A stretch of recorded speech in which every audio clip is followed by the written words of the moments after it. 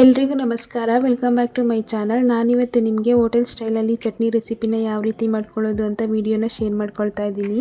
ಮೊದಲಿಗೆ ನಾನು ಒಲೆ ಮೇಲೆ ಒಂದು ಪ್ಯಾನ್ ಇಟ್ಕೊಂಡು ಪ್ಯಾನ್ ಬಿಸಿ ಆದಮೇಲೆ 1 ಟೇಬಲ್ ಸ್ಪೂನಷ್ಟು ಆಯಿಲ್ನ ಸೇರಿಸ್ಕೊಂಡಿದ್ದೀನಿ. ಆಯಿಲ್ ಬಿಸಿ ಆದಮೇಲೆ 2 ಟೇಬಲ್ ಸ್ಪೂನಷ್ಟು ಕಡಲೆ ಬೀಜನ ಸೇರಿಸ್ಕೊಂಡು ಈ ಕಡಲೆ ಬೀಜನ ಕ್ರಿಸ್ಪಿ ಆಗೋವರೆಗೂ ಚೆನ್ನಾಗಿ ಫ್ರೈ ಮಾಡ್ಕೊಳ್ಬೇಕಾಗುತ್ತೆ.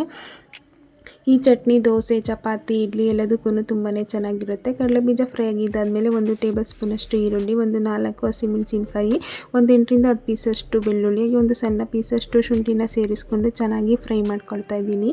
ನೀವು ಒಂದ್ಸಲ ಈ ರೆಸಿಪಿನ ಟ್ರೈ ಮಾಡಿ, ತುಂಬಾ ಚೆನ್ನಾಗಿರುತ್ತೆ.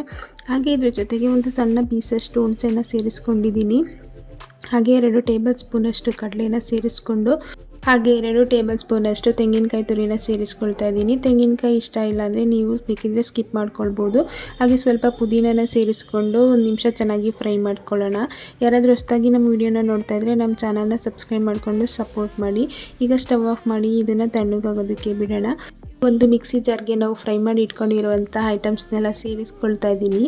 ಹಾಗೆ ಇದ್ರ ಜೊತೆಗೆ ಒಂದು 1/4 ಟೀ ಸ್ಪೂನಷ್ಟು ಜೀರಿಗೆನ ಸೇರಿಸ್ಕೊಳ್ತಾ ಇದ್ದೀನಿ. ಹಾಗೆ ಸ್ವಲ್ಪ ಕೊತ್ತಂಬರಿ ಸೊಪ್ಪು, ಹಾಗೆ ರುಚಿಗೆ ತಕ್ಕಷ್ಟು ಉಪ್ಪನ್ನು ಸೇರಿಸ್ಕೊಂಡು ಸ್ವಲ್ಪ ನೀರು ಹಾಕಿ ಇದನ್ನು ಚೆನ್ನಾಗಿ ರುಬ್ಕೊಳ್ಳೋಣ.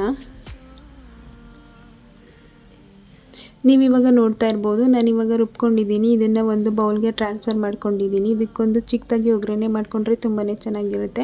1 ಟೀ ಸ್ಪೂನ್ ಎಣ್ಣೆಗೆ ಸ್ವಲ್ಪ ಸಾಸಿವೆ, ಹಾಗೆ ಒಂದು ಒಣಮೆಣಸಿನ್ಕಾಯಿ, ಸ್ವಲ್ಪ ಕರಿಬೇವಿನ ಸೊಪ್ಪನ್ನು ಹಾಕಿ ಒಗ್ಗರಣೆ ಮಾಡ್ಕೊಂಡಿದ್ದೀನಿ.